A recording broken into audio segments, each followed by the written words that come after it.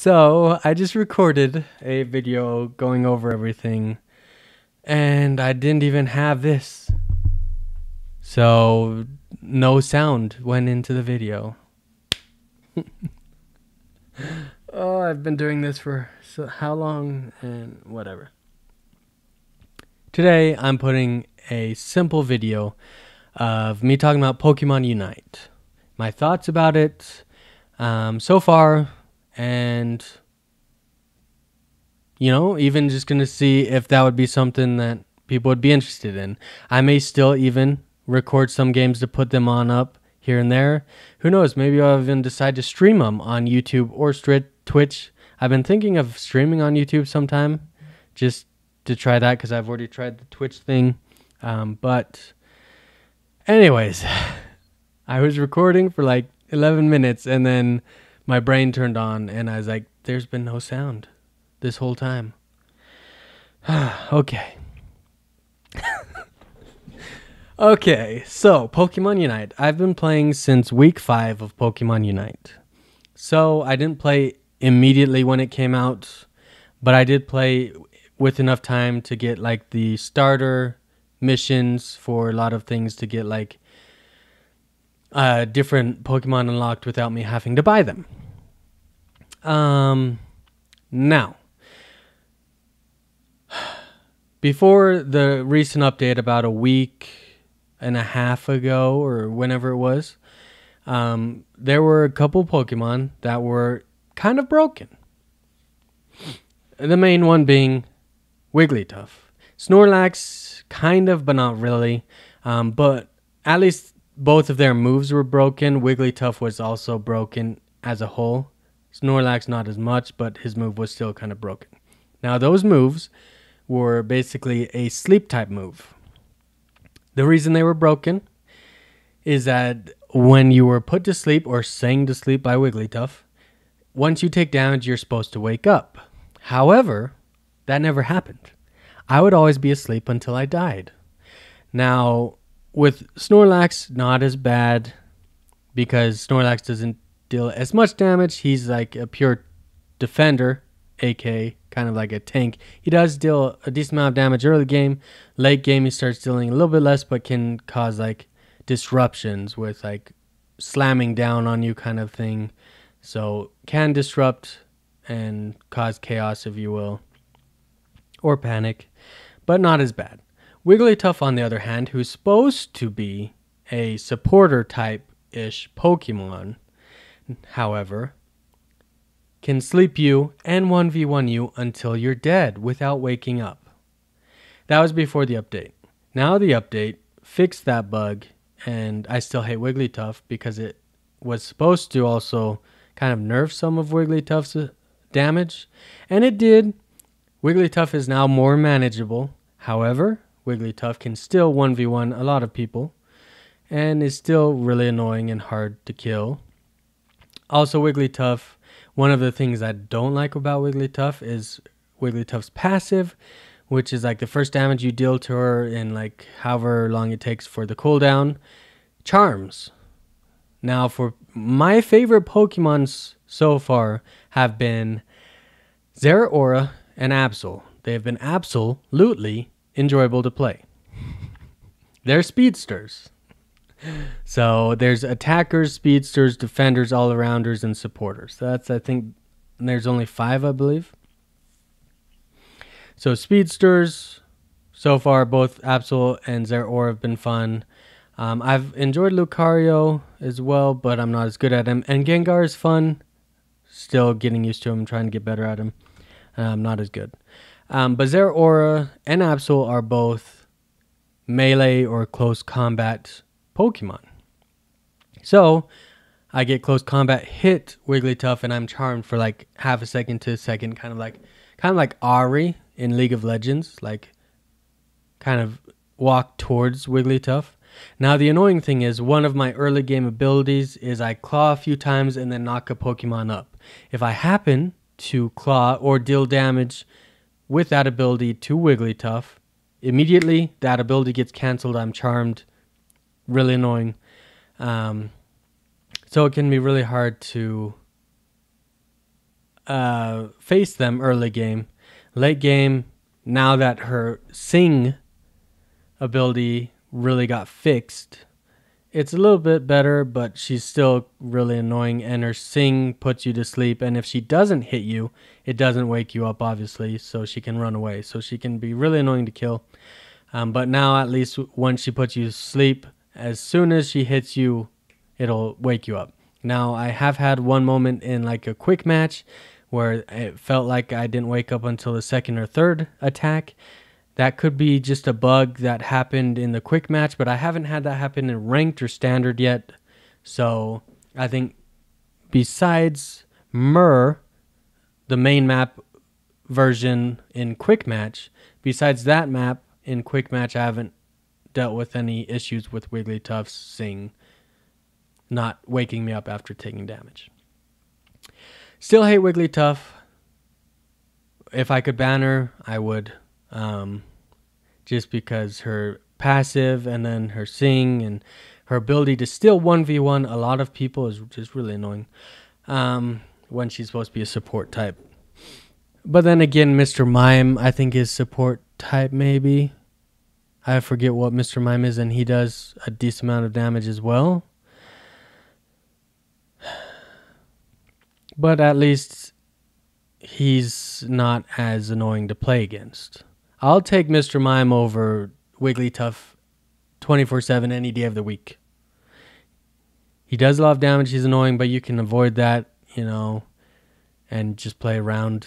His main damage is putting a wall up and shoving you in with another ability into that wall, or if you're by a wall, shoving you into the wall, and that does a lot of damage.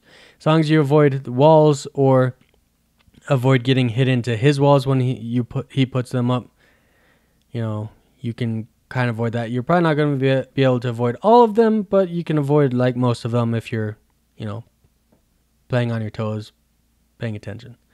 Anyways, so the recent update fixed Sleep or Yawn and Sing.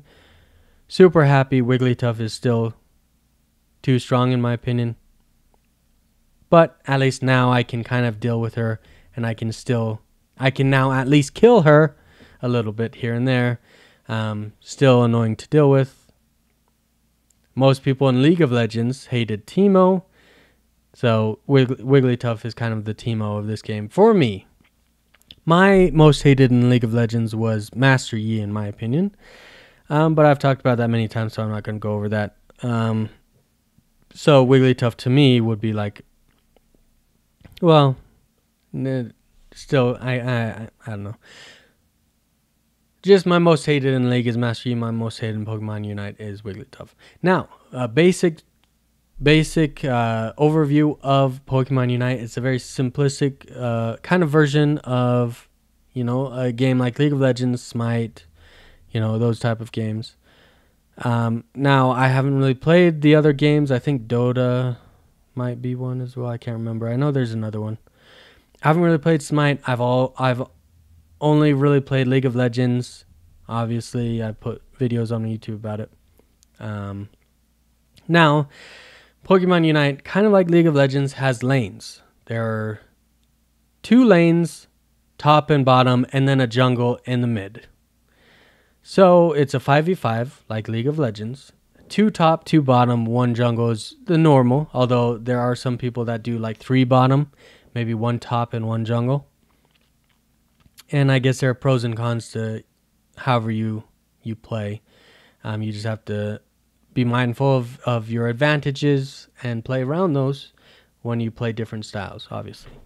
It is a time-based one. So unlike League, where it's not time-based, it will show you how long you've been in a match, but time doesn't really have a factor. It's whoever can destroy the enemy nexus first. Now, time does have a factor, obviously, in death timers in League of Legends. So the longer you play, the higher level the opponents or people get. Once they die, the longer they'll be dead, obviously. But other than, that time isn't like a big factor besides letting you know when special, like Baron, dragons, rift heralds, blah blah blah come up. That's the main thing time does for you besides death timers. In Pokemon Unite, it's a countdown. And we're just talking about ranked. Ranked and standard are both 10 minutes. Quick match is 5, so it's half of that. But what ranked is 10 minutes, a countdown of 10 minutes. Now, there are some pros and cons to that. And some of the cons come from some of the other mechanics that happen because of the countdown. Now, what I mean by that is once 8 minutes have passed and you have 2 minutes or less, Zapdos appears in ranked or standard. We're just going to go on ranked. Standard's the exact same as ranked, though. Just not competitive. Or no points in that aspect. No ranks. So Zapdos appears. And every point you are able to score from that point forward is double points. Now, you get points by either killing the enemy Pokemon or killing neutral Pokemon. And each neutral Pokemon will say how much you'll get from them, 5, 7, 3, whatever. And early game, you can hold up to 30. Then once you hit a certain level threshold, you can hold up to 40. And then once you get, again, a certain level threshold, you can hold up to 50. And no more than that, only 50. However, before 8 minutes, 30, 40, 50, doesn't matter. It's only 30, 40, or 50 points. Once the 8 minutes expires and you have 2 minutes or less left, they're double. And now, while there are some things that help keep that in balance, there are some things that kind of break that balance as well. Some things that keep that in balance. Once you get 4 or 5 minutes in, is my guess. I haven't really paid attention to the timer of when it appears. A jump pad, if you will, appears in base. So if you die, before you even leave base, you hit the jump pad and you can jump to second tier rings. I guess I forgot to talk about that. Basically, like in League of Legends, there's scoring areas. League of Legends, they would basically be towers. In League of Legends, you try and kill the towers and slowly kill at least one lane fully all the way to the Nexus, kill the Nexus towers or turrets, whatever you want to call them, and then kill the Nexus. In this, there are only scoring rings or bases, if you will, and the home base you cannot destroy. You can just score on it over and over and over and over again. It will never die. I think the first tier ones, you just need to score 75 total points, and they'll go away. Second tier is 100 points, and then you get to home base. So there's the outer rings, the mid-tier rings, and then home base ring. Just one home base. So both lanes have 2, and then the home base.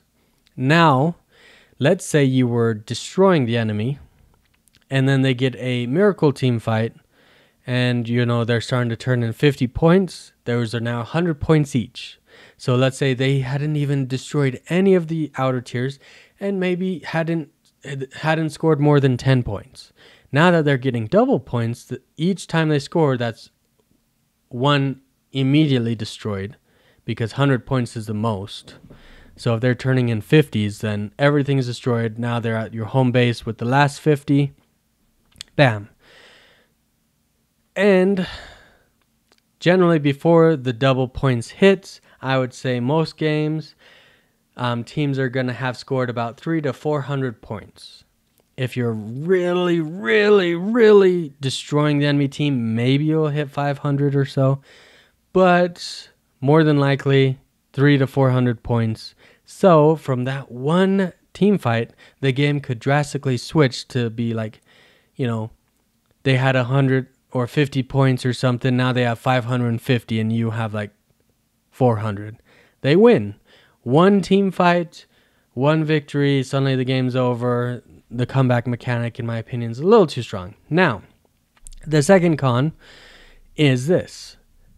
2 minutes or less hits, a boss, if you will, Zapdos, appears in the middle. Now it is in the middle, so it's accessible to both teams. However, whoever deals the last damage, even if your team dealt 99.9999999%, if the enemy is able to maybe like, there's kind of like a flash type ability that you can take. You only take one ability. So like a potion heal type one, a flash type one, anyways, if the enemy flashes in, deals that just one damage, kills the Zapdos, they get the credit for Zapdos. Now Zapdos will give up to 50 Pokeballs immediately to the team to each player on the team that killed Zapdos. Up to. If you are right on Zapdos, like if your whole team is attacking Zapdos and they kill it, since they were all in super close proximity to Zapdos, they're all hit 50 immediately. So then they can turn in 50, which is actually 100 points. That's 500 points now. Now, if some of them aren't that close, they may get, 30, So you're still usually get some as long as you're not dead. For your team killing Zapdos, I don't think you get anything if you're dead, but you might. If you do, it's probably going to be less, like 10 or something. The other thing Zapdos does is, normally, if you have 50 Pokeballs, when you go up to a score ring of the enemy's side, you have to charge to score those points. 50 is like 5 seconds that it takes to charge. Now, if you're in the outer rings, unless they're in close proximity, you'll have a good chance of scoring. If you're in mid-tier rings, then as long as they're at their base, they can springboard jump to you and, disrupt you. As long as they deal some damage, it doesn't have to be a knock-up or anything. As long as they deal some damage, if you have a shield, they have to destroy the shield and then damage your actual health. But as long as they do that, they stop you from scoring. So those 5 seconds can seem like an eternity sometimes. Now, if you kill Zapdos, your ring defenses are nullified. So now, as long as you get to the scoring ring and you hit the scoring button, you don't have to really hold it anymore. You just have to hit the scoring button. Immediately you score 50 points, which is now 100 points again, double. So again, your team dealt all but 0.00001% of the damage. The enemy team came in, did that 0.001%. They got Zapdos. Well, now, if the enemy team was close enough, all of them could potentially have up to 50, and the game swings in their favor. And again, especially if they get a miracle team fight, kill you, take Zapdos, bam, 500 points. They don't even have to wait 5 seconds anymore, which means you probably won't be able to spawn in time to disrupt or stop them. So it's just this big, huge thing, makes things a lot more difficult. And comeback mechanic can be a little bit too strong. I've been on both sides. I've been on the side where we had like 100 points. The enemy team had like 400. We get Zapdos, miracle team fight or whatever. And then we win like 500-600 to like 450 or whatever. Super exciting, but at the same time, I've had the other way where it's like we dominated and we lose by like 100 points now or whatever. As much as it's nice to have the comeback mechanic that strong, I think there could be some tweaks to it.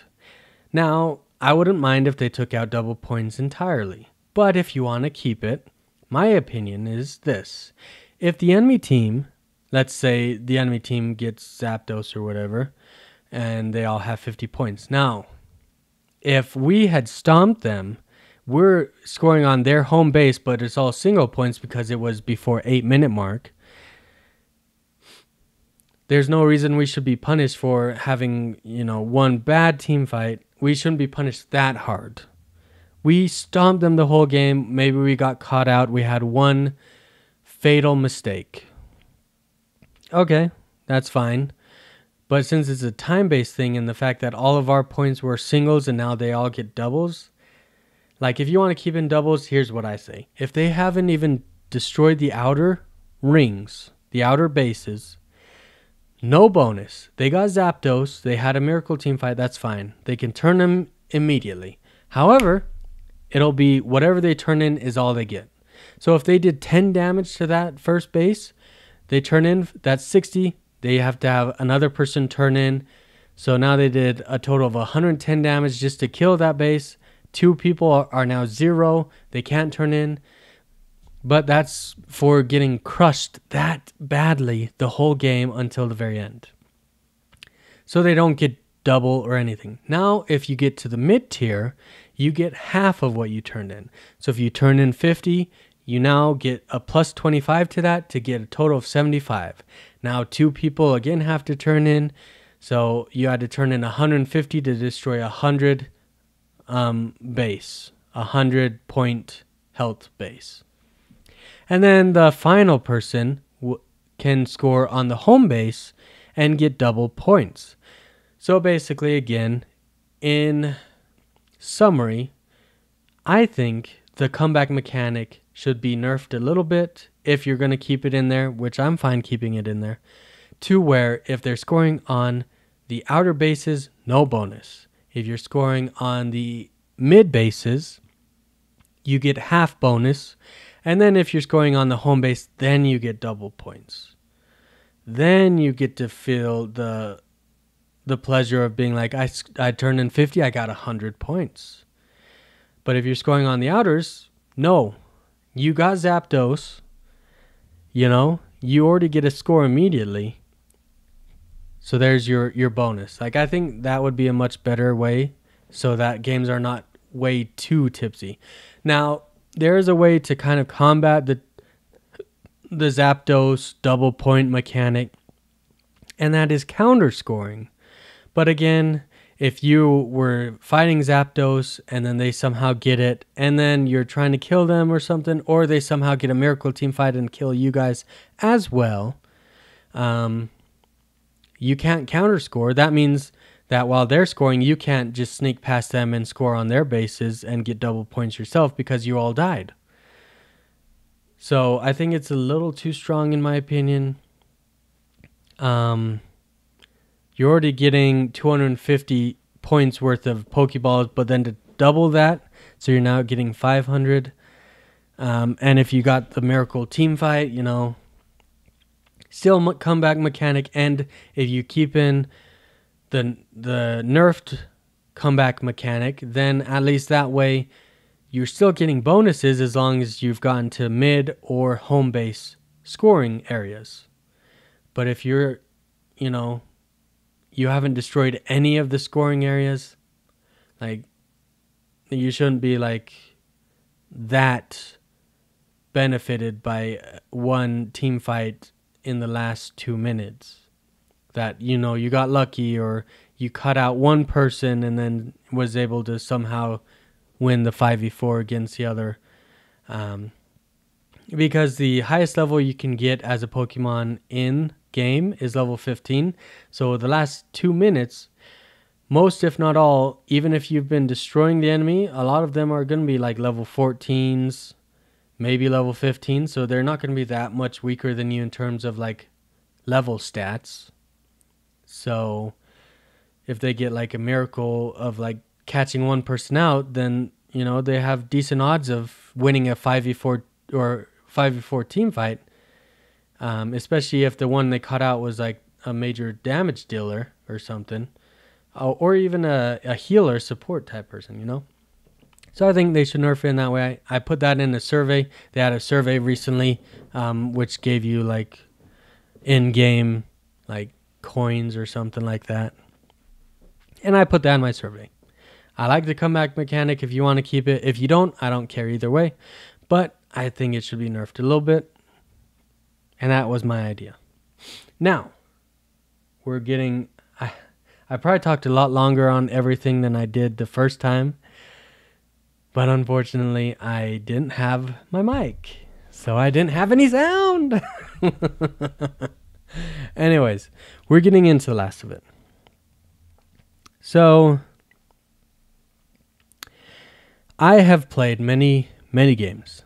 And as Zeraora, I have had many games in which I have had over 200 points myself. Many games. And I may have said this, or maybe it was in the last recording that had no sound, but basically, end game, a lot of games, the end score is going to be one team having 700, 800 points, somewhere in there. And the other team having, somewhere between 100 to, 400, maybe 500 if they counter scored very well. Because a lot of them will probably die as well if they were getting, whatever. So counter scoring, you can only do so much if a lot of your teammates have died. So anyways, a lot of games are going to end in 700-800 range on one team. Probably 300 or 400, 200 on the other team. If you're really stomped, 100. If you really stomp, you will probably get in the 900s, 1,000. I don't think I've ever seen. If I have, it was once. My brother's seen I think twice, because I usually only play with him if I'm playing ranked. I will not do solo.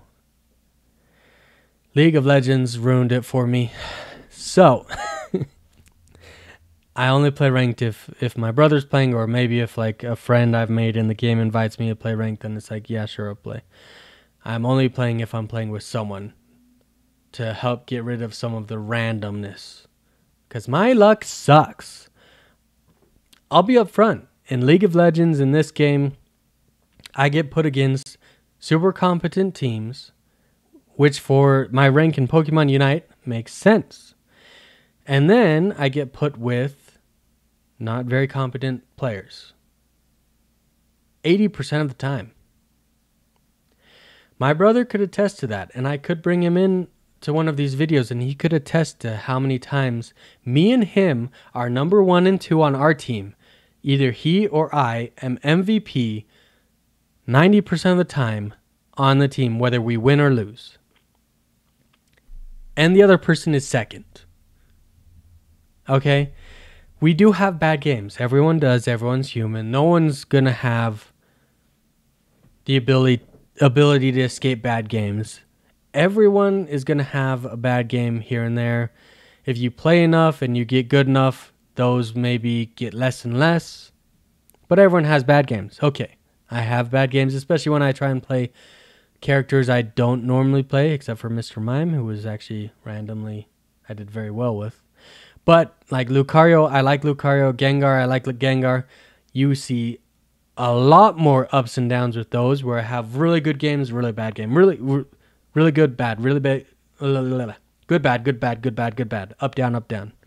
Whereas when I play like Absol and Zeraora, 70% of the time for either of them, I'm probably like really, really good games. Maybe 30% have like bad games. And of that 30, maybe like 10% I have like really bad games. Like, holy crap, how did I do that bad? But even in the 20 other percent, I'm still better than like all of my team, except for maybe my brother, or maybe randomly me and him. Again, 10% of the time, we're not going to be MVP. We'll be like second, or maybe even we'll be last, because it was both of our bad games. So, usually, if we win, it's because me and my brother did exceptionally well, and our teammates did decent. Now, I have had some really competent teammates, and I'm really grateful, and a lot of times I will friend request them, because it's like, maybe we can play again sometime, have someone who's actually good at the game. Because ranked in this game, I swear, I don't know how it does it. I know my brother said some people got mad that they were in Masters rank, which is basically challengers in League of Legends terms, for those of you who play League. Masters in Pokemon Unite is the highest you can get, and from there it's just getting as many points and trying to get on top of the leaderboard. Again, like challengers, I guess Masters is kind of the same because that's when you start getting points, I believe, and Grandmaster. Or maybe it's Grandmaster, but then once you get top 500, unless they've changed it, then you're Challenger level. Anyways, Pokemon Unite obviously doesn't really have anything like that because it's still pretty new. Masters is the highest you can get, and then from there you try and get up to as high as you can in points by winning more and more and more and more. Otherwise, before Masters, you're just trying to win like 3 or 4 times to get to the next class, to the next class, to the next class, to rank up to the next rank, to the next class, next class, next class, next class, next class, rank, next, whatever. Now, my brother is in Ultra, which I believe is right before Masters, and I have been going back and forth between Veteran and Elite. Veteran is higher than Elite, and Veteran is right before Ultra.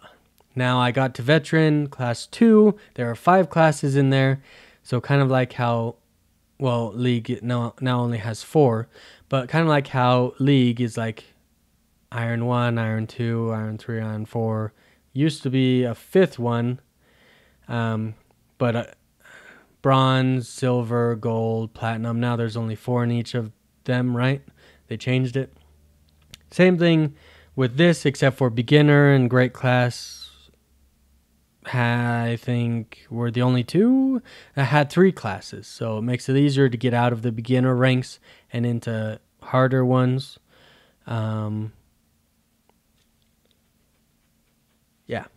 So once I think you hit Elite, then you start getting 5 classes you have to go through, and once you get through the last one, then you rank up to Veteran, and then same thing and rank up to Ultra. So I got to 2 of 5, and I was 2 stars out of 3, which you have to actually get 4. 2 stars out of the 4 to get to Class 3, so I was basically kind of like halfway. I might have been 3 stars as well. I might have only needed 1 more win to get Class 3. Either way, I was kind of like halfway, right? Halfway. Anyways, then we went on like a 10-game lose streak. Really frustrating. And before that, we had been on a 7-game win streak. And even that, like 5 of the games, our teammates didn't really contribute a whole lot. 2 of the games we had competent teams. But then suddenly in the 10-game loss streak, we only had incompetent teammates and very competent opponents. It's super great. Anyways, one of the other annoying things about Pokemon Unite, this is going to be kind of a longer video, I apologize, but I'm going to put it on anyways. One of the annoying things is once you get into selecting your Pokemon, then you can call roles or lanes, if you will. Not roles, but lanes. They can't stop you from playing Speedster, Attacker, Defender, Supporter. You can play whatever. They can't really stop you. Obviously, there's more balanced teams and less balanced teams, obviously. But you can kind of do whatever you want to do. However, once you pick, then you can also go into a menu and you choose the lane you want to go to. It'll usually say a recommended. So for like Zeraora, recommended is jungle, center lane, jungle. But I usually go with my brother, so we try and go top. The reason being because Dreadmaw bottom gives an experience boost to where if you kill it, you get like a level and a half of experience immediately by killing it, and a shield bonus right after killing it. So if it turns into a team fight with the enemy team, you can either escape or you can team fight, and now you've gotten an extra level and a half. You might have better abilities now. You might even have your ult now. You know, really good. Dreadmaw you can get up to 3 times before Zapdos appears. And then when Zapdos appears, Dreadmaw, if he was still there, if you were attacking it, if he wasn't killed, he disappears. Kind of like if you were to attack Rift Herald in League of Legends, as soon as Baron pops up, if you haven't killed Rift Herald disappears. Same concept. So Dreadmaw and Rotom disappear. I'm not going to really talk about them right now. If I didn't already, I did in the no audio video, which was like 10 minutes, and I covered everything. But it's fine. Anyways, so Dreadmaw is really good, but a lot of times if we go bottom, our top lane just completely forgets about Dreadmaw, doesn't come bottom, and it turns into a team fight, either a 3v4 or 3v5, and our two top laners are just like off in La La Land. So we lose a team fight, they get Dreadmaw, and even if they get the first outer ring base, the enemy team now has a level experience boost, which means that they're probably ahead in level now, so a level advantage. And now they can start to win more and more team fights because they have more experience, higher levels, ultimates maybe, or even better abilities, or just better stats now because they leveled up, whatever. So Dreadmaw, in my opinion, can determine games if your team just is off in La La Land in top lane. So me and my brother try and go top. However, a lot of times there are some people that don't let you know which lane they're going to. They just refuse. They're like, I don't care where you go. I'm going top. I don't care if there are two people that have called top. I'm going top. You know, it's really annoying. So again, usually you have two top, two bottom, one jungle. So what happens is me and my brother start going top, and some idiot teammate starts forcing his way top too, and you can't like ping him away. You can't talk to him. There's no chat, no typing. There's only like quick messages and stuff like that. And none of the quick messages say fall back, really, in the sense of like, hey, you're not in this lane. So you really can't like communicate very effectively in the game. There is like voice chat technically, but you have to turn it on every game. And so you're wasting time going into special settings to turn it on. So a lot of people most likely don't use it because turning it on once, no, that doesn't work. You have to turn it on every game. Really annoying. Sorry. I really do like Pokemon Unite, but there are some things that need to be fixed. Again, comeback mechanic. 2, voice chat. If you want it on, leave it on.